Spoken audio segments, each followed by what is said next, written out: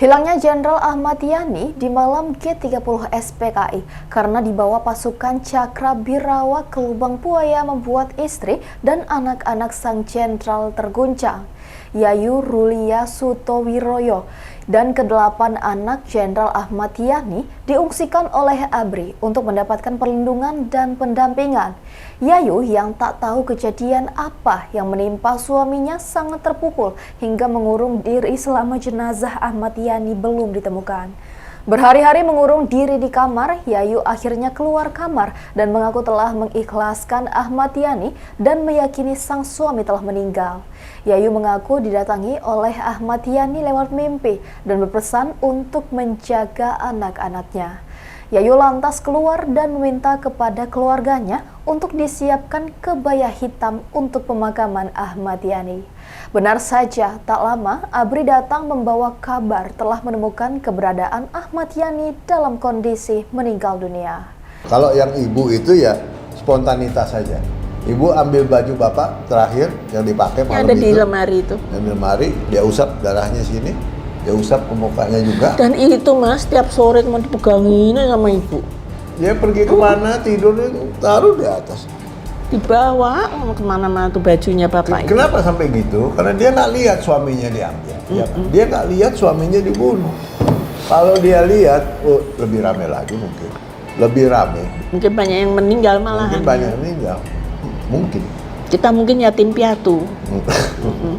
Atau mungkin korban juga. Nah ya, mungkin juga ada yang meninggal dari kita. Kayak di rumah Pak Panjaitan. Bukan satu orang yang dibunuh. Bukan Pak Panjaitan. Ada mereka ponakannya. Kena peluru. Makanya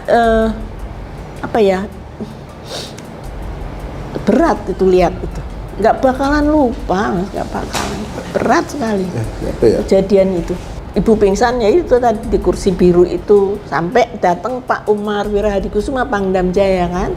Pangdam Jaya, terus ibu tiduran di kamar itu, terus Pangdam Jaya yang ngobrol sama ibu, Om Bardi itu ngecek ke rumahnya Pak Parman nggak ada, rumahnya semua dicek sama Om Bardi karena itu kan asisten deputi ternyata semua tuh diambil deputi dan asisten itu Pak Prapto, Pak Haryono MT, Pak Parman, Intel kan Pak Parman tuh. Nah itulah yang terjadi. Jadi ya terus rumah ini menjadi markasnya RPKAD kalau nggak salah karena kita diungsikan jam pagi itu jam 9 banyak tamu yang datang. Ya tamu datang juga kita mau ngomong apa kita juga nggak tahu siap kemana di mana. Nah kita bawa baju beberapa lembar aja terus kita dibawa ke Pasar Minggu ya.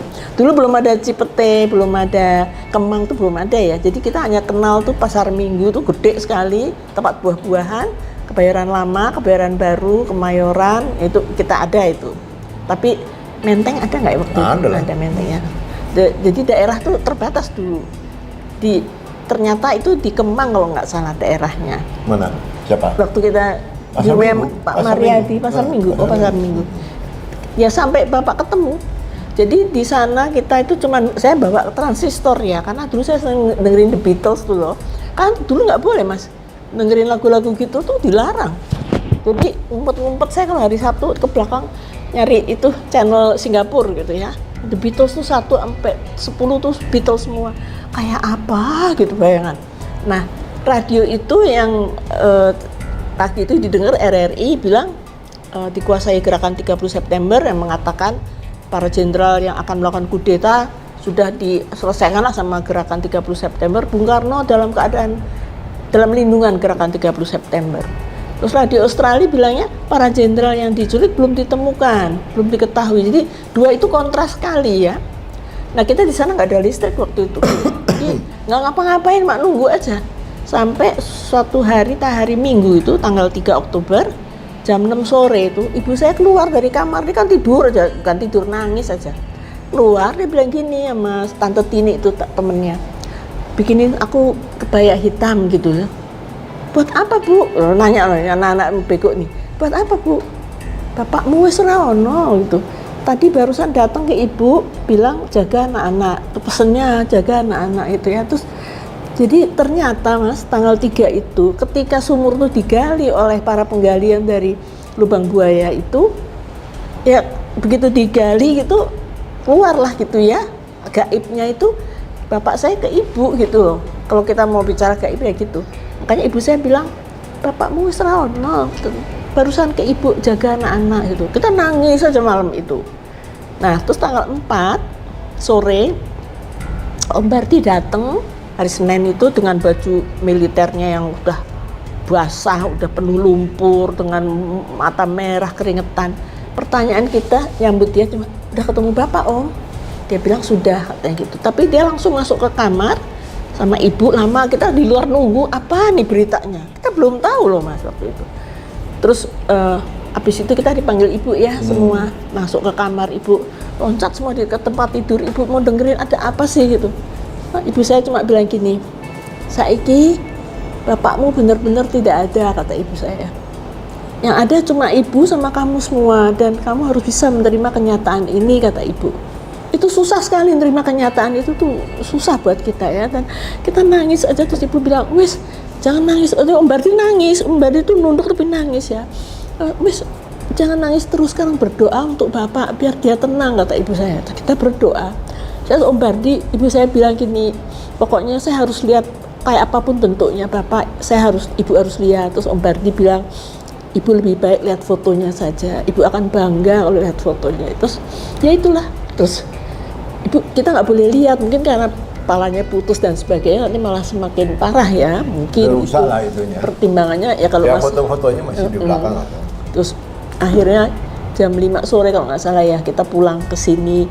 Di jalan terus sepi sekali, nggak ada apa-apa. Terus ya saya duduk di situ, kok kayak gini ya, kemarin masih ngomong bapak begini, kok sekarang kok nggak ada gitu. Nah, ibu udah nggak bangun-bangun ibu. Kira-kira jam 10 malam kita semua ke MBAD, ke markas besar Angkatan Darat. Saya lihat di luar tuh tentara banyak sekali, pada nangis semua, tentara-tentara saya tuh nangis. Terus sampai di MBAD penuh dengan bau menyan, ada 7 peti yang diatur di situ, dijaga 4 taruna tiap peti. Ya udah tinggal lihat fotonya bapak sama di bendera merah putih ya. Ya itu sampai jam 11 atau jam 12 malam kita balik ke sini, besok akan dimakamkan gitu kan. Jadi ya udah, entah tidur entah enggak, saya juga nggak tahu lah. Pokoknya pagi-pagi kita siap-siap lagi ke MBAD, penuh masyarakat di sana. Terus ya Mas lihat filmnya kan ada itu. Terus ya itu pidatonya Pak Nasution yang sangat menyentuh, yang mengatakan fitnah gitu. Adik-adikku tidak saja difitnah tapi dibunuh itu.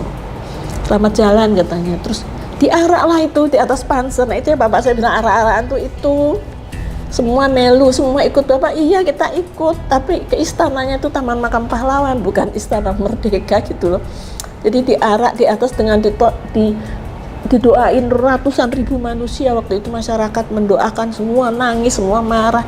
Kita lewat Jakarta Timur ya kalau nggak salah, bypass itu. Bypass ya.